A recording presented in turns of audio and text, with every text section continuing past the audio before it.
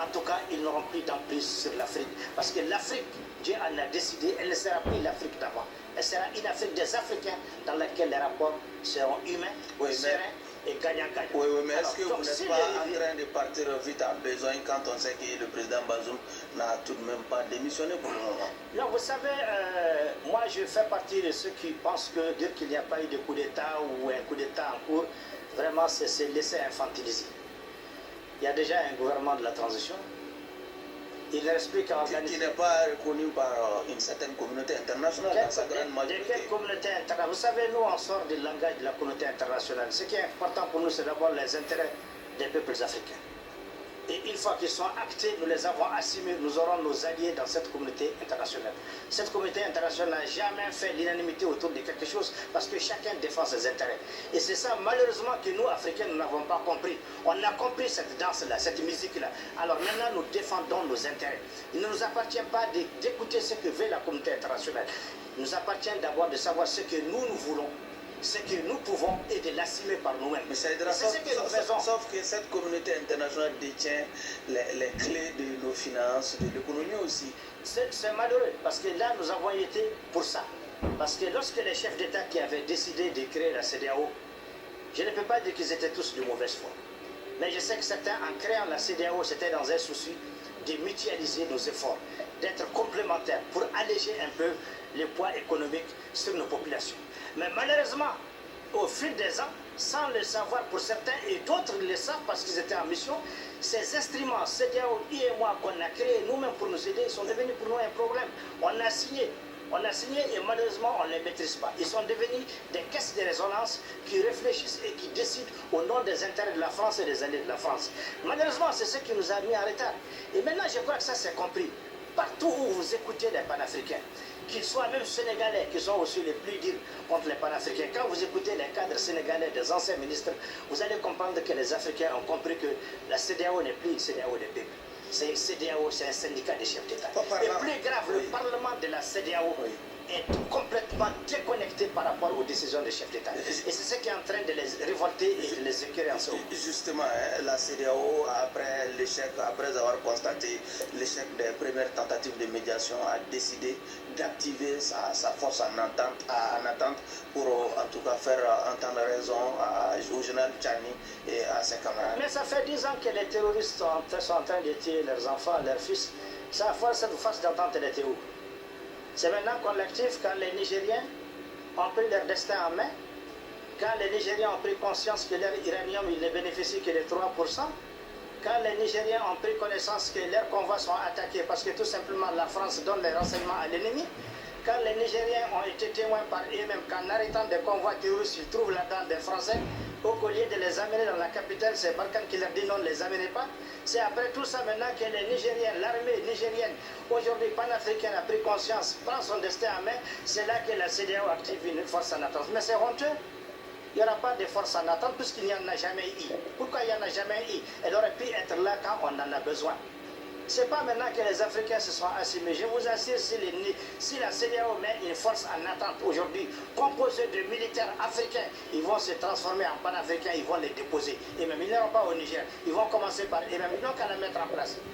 Ils vont déposer les autres présidents qui alimentent encore cette caisse de résonance. Ils vont les déposer et on va applaudir et les soutenir. Vous avez entendu certains discours déjà, celui de Patrick Talon, du président Ouattara et même de Macky Sall, qui sont déjà prêts à fournir en tout cas des contingents pour animer cette force en attente. Il faut demander leur parlement qu'est-ce qu'ils en pensent. Ils sont d'avis contraire. Ce n'est pas forcément le parlement qui donne l'ordre. Mais c'est le peuple. C'est-à-dire qu'aujourd'hui, je déconseille à ces chefs d'État de forcer la porte. Ils ne peuvent plus forcer les peuples, ce n'est pas possible. Les gens se sont déjà exprimés en toute responsabilité. En Côte d'Ivoire, des peuples ont parlé. Au Bénin, des légitimités se sont exprimées. Au Togo, le Parlement s'est exprimé sur la question. Au Nigeria, c'est pareil. Il y a des officiers qui se sont exprimés pour dire qu'ils ne sont pas d'accord. Mais vous savez, il y a des choses qu'on ne peut pas trahir. On ne peut pas trahir les sangs. Les Africains sont... Mais ça aidera dans l'hypothèse où ces chefs d'État passeraient outre de ces expressions, de ces expressions qui sont contre une éventuelle intervention déjà. Ils ne vont pas y Le passer. Niger peut compter sur quel soutien par exemple? Il y a les soutiens au Niger sont légitimes et ils sont déjà acquis. Lesquels? Le Mali, le Burkina. Vous savez, aujourd'hui, le Mali est une puissance militaire. Ceci est indéniable. Le Burkina est en train d'emboîter les pas. Le Tchad n'est pas dans cette guerre. La Guinée n'est pas dans cette guerre. L'Algérie n'est pas là-dedans pour des raisons historiques et mémorielles. Et d'autres gens passent. Aujourd'hui, c'est des parlements qui commencent à parler. Et l'autre question, c'est que vous savez, il ne faut pas comparer le contexte de maintenant et le contexte de Kadhafi. Vous savez, Kadhafi, d'abord, son premier bourreau a été son peuple lui-même. À cause de son silence, il a été complice. Donc la France seule l'a détruit. L'OTAN est parti le détruire. C'est seulement à l'époque le peuple libyen s'était levé comme les Nigériens et les Maliens. Je vous assure que Kadhafi ne serait pas tombé. Ça c'est un aspect. Donc les peuples aujourd'hui sont mobilisés. La France ne peut rien faire parce que les peuples ne sont plus silencieux. Les peuples ont compris, ils sont mobilisés. La deuxième question, c'est la question de subsidiarité. Oui. Maintenant que les peuples se sont exprimés, le Niger aujourd'hui, le Niger a pris son destin. Donc la France et ses caisses de résonance ne peuvent pas outrepasser la volonté du peuple qui est dans la rue, jour et nuit pour soutenir son armée. Ils ne peuvent pas aller au-delà de ça.